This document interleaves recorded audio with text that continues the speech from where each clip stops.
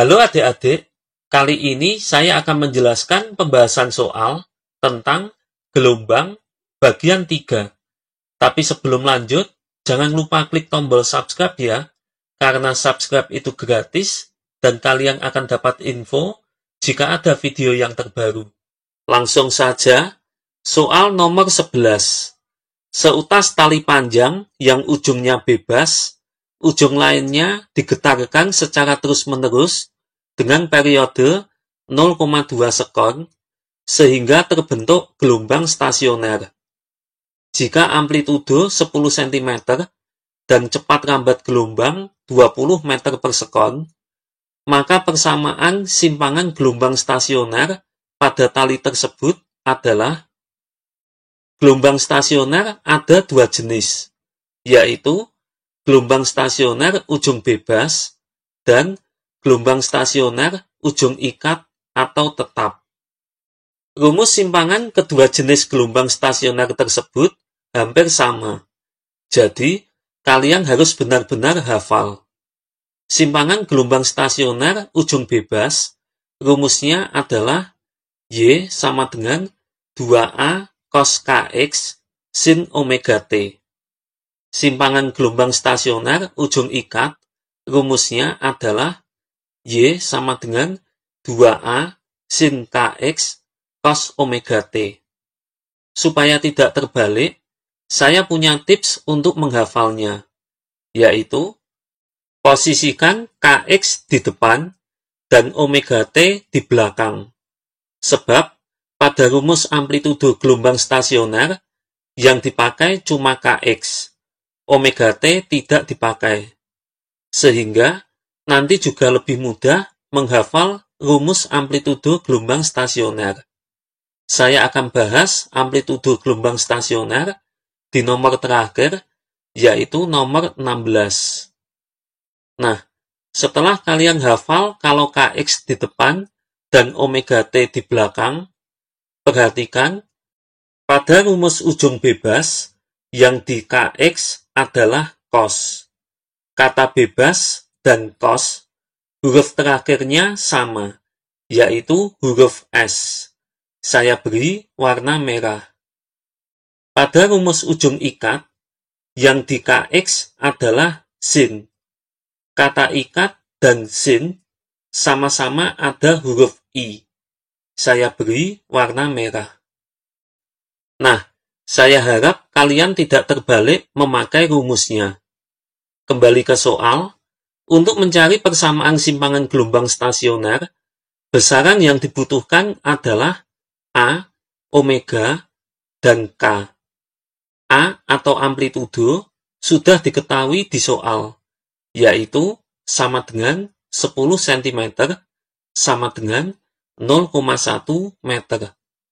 Satuan saya ubah ke meter karena cepat rambat gelombang dalam satuan meter per sekon, sehingga nanti satuannya sesuai. Selanjutnya, pada soal diketahui periode atau T, jadi omega dihitung dengan rumus omega sama dengan 2pi per T, sama dengan 2pi per 0,2, sama dengan 10pi radian per sekon. Selanjutnya, untuk mencari nilai K, dibutuhkan nilai panjang gelombang atau lambda. Pada soal, lambda tidak diketahui, sehingga harus dicari terlebih dahulu dengan rumus V sama dengan lambda kali F. Karena pada soal yang diketahui periode atau T dan hubungan dari F dan T adalah F sama dengan 1 per T, maka rumus cepat rambat gelombang bisa menjadi V sama dengan lambda per T. 20 sama dengan lambda per 0,2. Lambda sama dengan 4 meter. Setelah lambda ketemu, nilai K dihitung dengan rumus K sama dengan 2pi per lambda, sama dengan 2pi per 4. sama dengan 0,5 pi. Setelah nilai A, omega, dan K ketemu, langsung dimasukkan ke persamaan simpangan gelombang stasioner. Pada soal diketahui kalau ujungnya adalah ujung bebas. Sehingga rumus simpangan gelombang stasionernya Y sama dengan 2A cos Kx sin omega T. Nilai A, omega, dan K disubstitusikan, didapat Y sama dengan 0,2 cos 0,5 px sin 10 pt dengan Y dan X dalam meter dan T dalam sekon. Soal nomor 12. Persamaan suatu gelombang stasioner adalah Y sama dengan 10 cos 0,25 px sin 25 pt dengan Y dan X dalam satuan cm dan T dalam sekon. Tentukan letak A. Perut kelima dari ujung pantul, B. Simpul keempat dari ujung pantul. Y sama dengan 10 cos 0,25 px sin 25 pt. Ingat konsep yang saya ajarkan di nomor 11. Di depan Kx adalah cos. Jadi, gelombang stasionernya ujung bebas. Ingat, rumus letak perut dan simpul dari ujung pantul, gelombang stasioner ujung bebas adalah perut XP sama dengan 2N kali seperempat lambda. Simpul XS sama dengan 2N plus 1 kali seperempat lambda. Dengan N sama dengan 0, 1, 2, dan seterusnya. Ingat, nilai N mulai dari 0. Dan letak perut dan simpul selalu dari ujung pantul. Nah, jika kalian perhatikan, untuk mencari letak simpul atau perut, harus mengetahui nilai lambda atau panjang gelombang.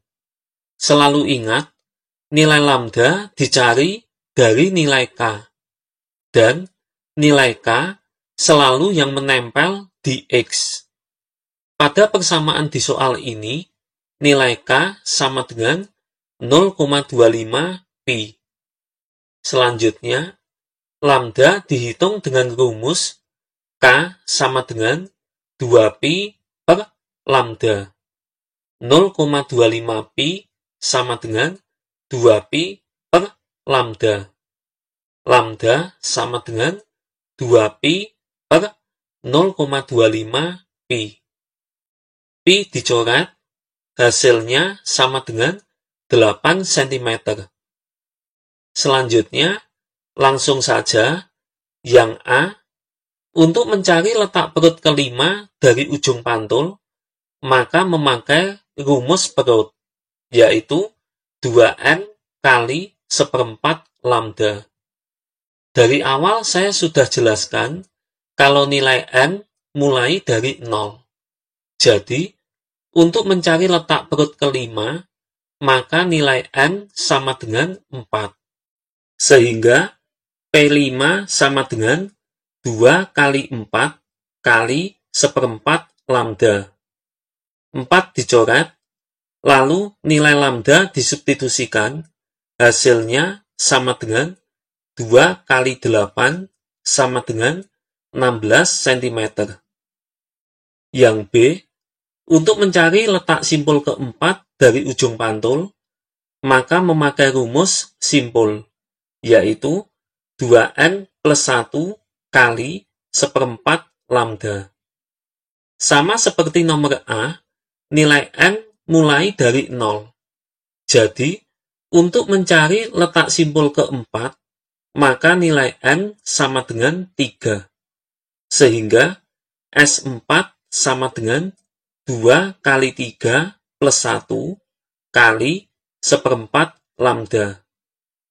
Nilai lambda disubstitusikan, hasilnya sama dengan 7/4 kali 8. 8 dan 4 dicoret, sama-sama dibagi 4, didapat hasil akhir sama dengan 14 cm. Jika kalian perhatikan, di rumus letak simpul dan perut gelombang stasioner ujung terikat, maka rumusnya kebalikan dari rumus letak simpul dan perut gelombang stasioner ujung bebas.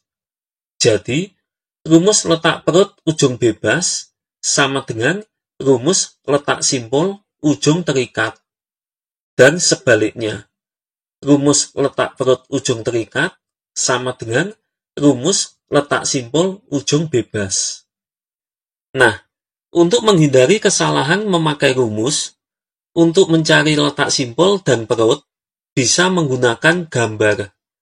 Pada soal ini, saya hitung juga letak perut kelima dan simpul keempat dengan menggunakan gambar. Perhatikan gambar.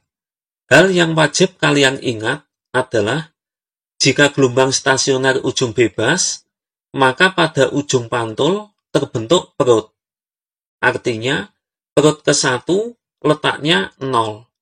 Sebab perut ke-1 tepat di ujung pantul. Jadi, tidak mempunyai jarak. Sedangkan, jika gelombang stasioner ujung terikat, maka pada ujung pantul terbentuk simpul. Artinya, simpul ke-1 letaknya 0. Sebab simpul ke-1 tepat di ujung pantul. Jadi, tidak mempunyai jarak. Nah, soal ini gelombang stasionernya ujung bebas. Sehingga, pada ujung pantul adalah perut. Perhatikan, gelombang datang saya beri warna biru, dan gelombang pantul saya beri warna merah. Untuk mencari letak simpul dan perut, bisa memakai acuan gelombang datang atau gelombang pantul. Saya akan memakai acuan gelombang datang. Sehingga gambar gelombang yang dipakai adalah gelombang yang warnanya biru. Saya sudah tandai letak P1 sampai P5 dan letak S1 sampai S4. Pada soal ditanyakan letak P5 dan S4. Perhatikan, jarak P5 ke ujung pantul adalah 2 panjang gelombang, atau 2 lambda. Jadi, P5 sama dengan 2 lambda. Nilai lambda sama dengan 8 cm, jika disubstitusikan, hasilnya sama dengan 16 cm. Jarak S4 ke ujung pantul adalah 1/3/4 panjang gelombang, atau 7/4 lambda. Jadi, S4 sama dengan 7/4 lambda. Nilai lambda sama dengan 8 cm, jika disubstitusikan, hasilnya sama dengan 14 cm. Nah, hasilnya sama ya. Jika kalian tidak ingin menghafal rumus letak simpul dan perut, takutnya nanti juga terbalik antara rumus ujung bebas dan ujung terikat, kalian bisa mencari dengan menggunakan gambar. Selalu ingat, jika ujung bebas, maka pada ujung pantul perut. Dan jika ujung terikat, maka pada ujung pantul simpul. Soal nomor 13. Seutas tali yang panjangnya 120 cm direntangkan mendatar. Salah satu ujungnya digetarkan naik turun dengan frekuensi 1/4 Hz dan amplitudo 15 cm, sedangkan ujung lainnya terikat. Akibat getaran tersebut, gelombang menjalar pada tali dengan cepat rambat 6 cm per sekon. Pada suatu waktu tertentu, gelombang yang datang bertemu dengan gelombang yang dipantulkan oleh ujung terikat, menghasilkan gelombang stasioner. Letak perut kelima dari titik asal getaran adalah Saya akan menggunakan metode gambar untuk mengerjakan soal ini. Perhatikan gambar.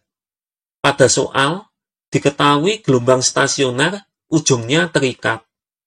Jadi, pada ujung pantul terbentuk simpul. Sebelum menghitung letak perut kelima, dicari lambda terlebih dahulu. Selalu ingat, untuk mencari letak simpul dan perut dari gelombang stasioner, besaran yang diperlukan adalah panjang gelombang atau lambda. Nah, langsung saja, V sama dengan lambda kali F. 6 sama dengan lambda kali 1/4. Lambda sama dengan 24 cm. Selanjutnya, dihitung jarak perut kelima dari ujung pantul. Jika kalian masih kesulitan mencari jaraknya, perhatikan tips berikut. Kalian harus ingat, pada gelombang stasioner, baik ujung bebas maupun ujung terikat, jarak simpul dan perut yang berdekatan adalah 1/4 lambda. Perhatikan gambar. Jarak perut A dan simpul B adalah 1/4 lambda. Sebab perut A dan simpul B berdekatan. Jarak simpul B dan perut C adalah 1/4 lambda. Sebab simpul B dan perut C berdekatan. Secara cepat, jarak AB sama dengan BC sama dengan CD, sama dengan DE, sama dengan EF, sama dengan FG, sama dengan GH, sama dengan HI, sama dengan IJ, sama dengan 1/4 lambda. Nah, untuk menghitung jarak P5 ke ujung pantul, tinggal menghitung jumlah perut dan simpul yang berdekatan. Lalu, dikalikan 1/4 lambda. Nah, pada soal ini, jarak P5 ke ujung pantul, yaitu titik A ke titik J, ada 9 perut dan simpul yang berdekatan. Sehingga, P5 sama dengan 9 kali 1/4 lambda. Nilai lambda disubstitusikan, hasilnya sama dengan 9/4 kali 24. 24 dan 4 dicoret, sama-sama dibagi 4, didapat hasil akhir sama dengan 54 cm. Selanjutnya, tampak pada sketsa, letak perut kelima dari titik asal getaran sama dengan L min P5, sama dengan 120 min 54, sama dengan 66 cm. Soal nomor 14. Seutas tali dikaitkan pada tiang dengan sebuah gelang ringan yang dapat bergerak bebas, sedang ujung lainnya digetarkan dengan frekuensi 25 Hz. Sebuah titik A berada 30 cm dari tiang pemantul. Perpaduan gelombang datang dan gelombang pantul menghasilkan gelombang stasioner, dan titik A merupakan titik simpul ketiga. Jarak perut ke-6 dari tiang adalah, pada soal dikatakan kalau gelang ringan pada tiang dapat bergerak bebas. Artinya, gelombang stasionernya ujung bebas. Perhatikan gambar. Karena ujung bebas, maka pada ujung pantul terbentuk perut. Pada soal diketahui, titik A, yaitu simpul ketiga, berjarak 30 cm dari ujung pantul. Sama seperti soal nomor 13, letak S3 ke ujung pantul, ada 5 perut dan simpul yang berdekatan, sehingga S3 sama dengan 5 kali 1/4 lambda. 30 sama dengan 5/4 lambda. 30 dan 5 dicoret, sama-sama dibagi 5, lalu 4 dipindah ruas. Didapat hasil akhir lambda sama dengan 24 cm. Selanjutnya, letak P6 ke ujung pantul, ada 10 perut dan simpul yang berdekatan, sehingga P6 sama dengan 10 kali 1/4 lambda, sama dengan 10/4 kali 24. 24 dan 4 dicoret, sama-sama dibagi 4, didapat hasil akhir sama dengan 60 cm.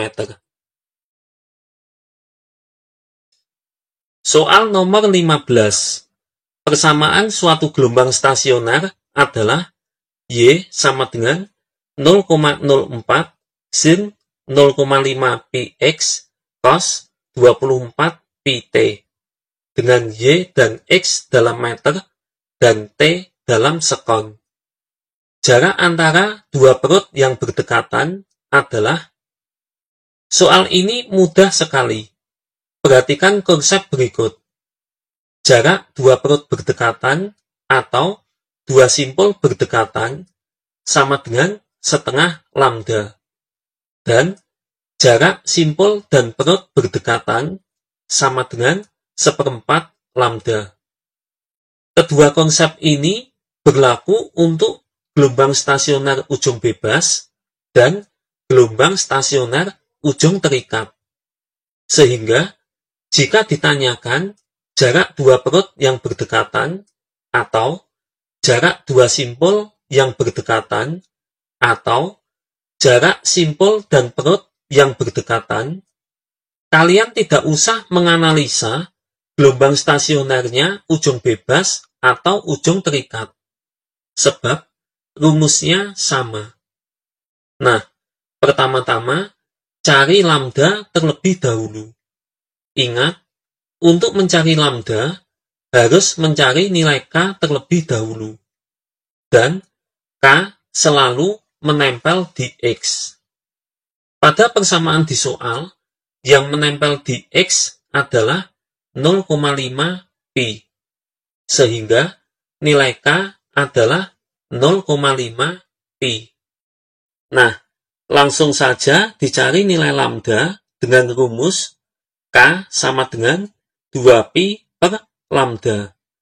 0,5 pi sama dengan 2 pi per lambda. Pi dicoret, selanjutnya lambda sama dengan 2 per 0,5 sama dengan 4 meter. Setelah nilai lambda ketemu, maka jarak dua perut berdekatan sama dengan setengah lambda, sama dengan setengah kali 4, sama dengan 2 meter. Soal nomor 16. Suatu gelombang merambat pada seutas tali dengan YD sama dengan 2 sin pi per 30x plus 30 pt dan memantul dengan YP sama dengan min 2 sin pi per 30x min 30 pt dengan X dan Y dalam sentimeter dan T dalam sekon, sehingga membentuk sebuah gelombang stasioner. Simpangan maksimum suatu titik saat X sama dengan 20 cm adalah. Perhatikan rumus terbentuknya gelombang stasioner berikut ini. Pada gelombang stasioner ujung bebas, gelombang datang YD sama dengan A sin omega T plus Kx. Gelombang pantul YP sama dengan A sin omega T min Kx. Jika kalian perhatikan, rumus gelombang datang dan gelombang pantul sama dengan rumus gelombang berjalan. Untuk ujung bebas, pada gelombang datang, tanda di depan A plus dan di depan Kx plus. Sedangkan pada gelombang pantul, tanda di depan A plus dan di depan Kx minus. Perpaduan gelombang datang dan gelombang pantul menghasilkan gelombang stasioner dengan rumus Y sama dengan 2A cos Kx sin omega T. Selanjutnya, amplitudo gelombang stasionernya adalah AS sama dengan 2A cos Kx. Pada gelombang stasioner ujung terikat, gelombang datang YD sama dengan A sin omega T plus Kx. Gelombang pantul YP sama dengan min A sin omega T min Kx. Untuk ujung terikat, pada gelombang datang, tanda di depan A plus dan di depan Kx plus. Sedangkan pada gelombang pantul, tanda di depan A minus dan di depan Kx minus. Perpaduan gelombang datang dan gelombang pantul menghasilkan gelombang stasioner dengan rumus Y sama dengan 2A sin Kx cos omega T. Selanjutnya, amplitudo gelombang stasionernya adalah AS sama dengan 2A sin Kx. Nah, sebelumnya di soal nomor 11 sudah saya jelaskan kalau rumus amplitudo gelombang stasioner selalu memakai Kx. Omega T-nya tidak dipakai. Kembali ke soal, sekilas persamaan gelombang datang dan gelombang pantul di soal menunjukkan kalau gelombang stasionernya ujung terikat. Tapi, hati-hati, jangan terjebak. Rumus gelombang datang dan gelombang pantul, omega T di depan dan Kx di belakang. Sedangkan pada soal terbalik, rumus gelombang datang dan gelombang pantul, omega T di belakang dan Kx di depan. Jadi, harus diubah terlebih dahulu. Perhatikan, YD sama dengan 2 sin pi per 30x plus 30 pt.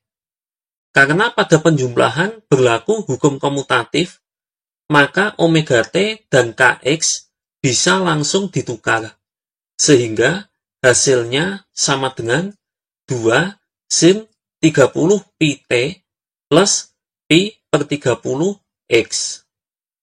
YP sama dengan min 2 sin pi per 30x min 30 pt. Hati-hati, pada pengurangan tidak berlaku hukum komutatif. Jika ingin mengubah posisi omega T dan Kx, maka tanda minus dikeluarkan, sehingga hasilnya sama dengan min 2 sin min 30 pt min pi per 30x. Tanda minusnya bisa dikalikan min 2, sehingga hasilnya sama dengan 2 sin 30 pt min pi per 30x. Nah, jika diperhatikan rumus gelombang datang dan gelombang pantulnya, maka kesimpulan yang benar adalah gelombang stasionernya ujung bebas, sehingga persamaan simpangannya adalah Y sama dengan 2A cos Kx sin omega T. Dari persamaan gelombang datang dan gelombang pantul, didapat nilai A sama dengan 2, K sama dengan pi per 30, dan omega sama dengan 30 pi. Sehingga, jika disubstitusikan, didapat Y sama dengan 4 cos pi per 30x sin 30 pt. Selanjutnya, pada soal ditanyakan simpangan maksimum. Ingat, simpangan maksimum sama dengan amplitudo gelombang stasioner, yaitu AS sama dengan 4 cos pi per 30x. Perhatikan, kalian harus bisa membedakan antara amplitudo gelombang datang atau gelombang pantul dengan amplitudo gelombang stasioner. Amplitudo gelombang datang atau gelombang pantul adalah A. Sedangkan amplitudo gelombang stasioner adalah 2A cos Kx jika ujung bebas dan 2A sin Kx jika ujung terikat. Selanjutnya, pada soal diketahui X sama dengan 20 cm. Jika nilai X disubstitusikan, hasilnya sama dengan 4 cos pi per 30 kali 20. Ingat, pi sama dengan 180 derajat. Jika disubstitusikan, hasilnya sama dengan 4 cos 120 derajat. Sudut 120 derajat terletak di kuadran 2. Nilai cos di kuadran 2 adalah negatif. Cos 120 derajat sama dengan min cos 60 derajat, sama dengan min setengah. Sehingga hasilnya sama dengan 4 kali min setengah, sama dengan min 2 cm. Simpangan maksimum adalah 2 cm. Tanda minus artinya gelombang di posisi X sama dengan 20 cm berada di bawah titik seimbang, sehingga simpangannya ke bawah. Berikut ini latihan soal untuk kalian kerjakan sendiri. Jika ingin tahu benar atau salah, jawaban bisa ditulis di komen ya. Nah, akhirnya pembahasan soal bagian 3 sudah selesai. Semoga kalian paham dan mengerti ya. Bye.